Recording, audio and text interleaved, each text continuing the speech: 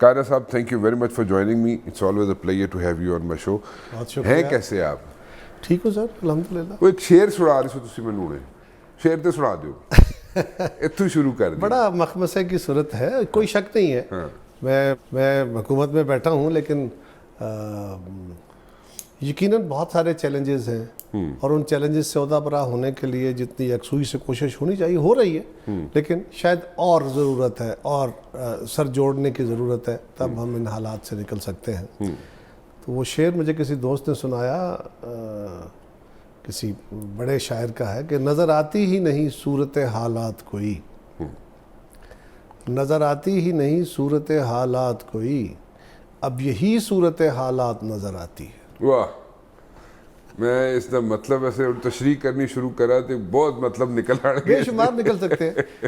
یہ تو ہمارا کوئی مخالف بیٹھا ہو حکومت کا, اپوزیشن کا بندہ, تو اس کے لیے زیادہ اچھا شعر تھا, لیکن آپ نے حکم کیا تو میں نے سنا دیا. اور ایسی صورتحال ہے, اور ہمیں سب کو اس بات میں متفکر ہونا چاہیے کہ پاکستان میں اس وقت پولیٹیکل چیلنجز ہیں, کانسٹیٹیوشنل چیلنجز ہے, عدالتیں اور پارلیمنٹ کے درمیان صورتحال اچھی نہیں رہی ہے ماضی قریب میں, اکانومی کی صورتحال اچھی نہیں ہے, اور ہم کوشش کر رہے ہیں کہ سیاسی تلخیاں کم ہوں, لیکن انفارچونیٹلی اگر ایک طرف سے کوئی بہتری کی صورت بنتی ہے تو دوسری طرف سے کوئی اور چیلنج شروع ہو جاتا ہے. اور ہم تو گالیاں کھا کھا کے بھی آگے بڑھنے کی کوشش کرتے رہے نا, کہ کسی طریقے سے ڈائلاگ سے رستے نکلتے چلے جائیں.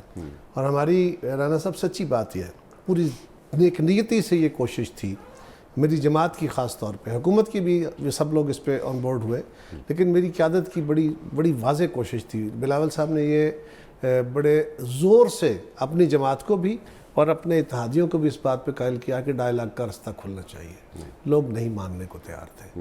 ہمارے اتحادیوں میں سے کچھ ہمارے بزرگ تو بالکل, کیونکہ ان کے ساتھ بہت بد تہذیبی ہوئی تھی, بدتمیزی سے آگے نکل کے بزرگوں سے مراد مولانا فضل الرحمان, یقیناً وہ بھی ہیں, باقی بھی ہیں. تو عرض یہ ہے کہ اس کے باوجود ہماری کوشش یہ تھی کہ ڈیڈ لاک نہ آئے. عمران خان کی پالیٹکس میں ڈیڈ لاکس بڑے میٹر کرتے ہیں. انہوں نے ڈیڈ لاکس کریٹ کر کے اپنے لیے اسپیس پیدا کی ہے, لڑائی اور تلخی پیدا کر کے اپنے لیے اسپیس پیدا کی ہے. ہم نے بھی بڑی لڑائیاں لڑی, بڑی تلخیاں پیدا کی ماضی میں, لیکن سیکھنے کے بعد یہ سمجھ آئی کہ لڑائی اور تلخی کی ایک لمٹ ہے, آپ نے اس کے اندر رہ کے لڑنا ہے. اور سیاست دشمنی نہیں ہے, آپ دوسرے کو ایلیمنیٹ نہیں کر سکتے. میں آپ کے ساتھ نقطہ نظر کا اختلاف کر کے دوستی رکھ سکتا ہوں, آپ ایک اور خیال کے ہیں, میں ایک اور خیال کا ہوں, ہم دوست ہیں. ہم نے اسی طرح سیاست کرنی ہے. دنیا میں یہی اسلوب ہے.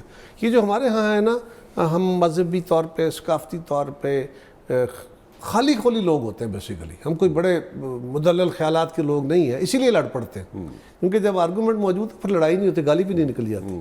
تو جب اندر سے بندہ خالی ہوتا ہے, رستہ ہوتا ہے کوئی نہیں, آرگومنٹ نہیں ہو پاتا, تو لڑائی لڑ لیتا ہے. تو یہ تلخی جس میں آپ اپنے سیاسی مخالف کو دشمن سمجھ کے ختم کرنا چاہتے ہیں, یہ کبھی ختم ہوئے ہیں کیا؟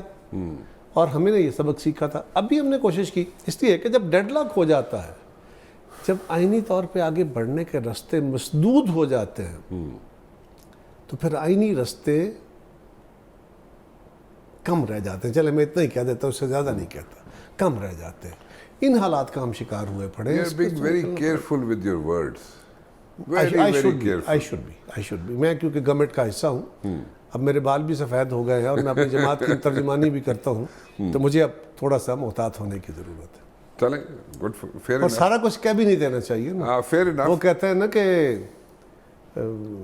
کس نے کہا تھا, علامہ اقبال نے شاید کہا تھا نا, کہ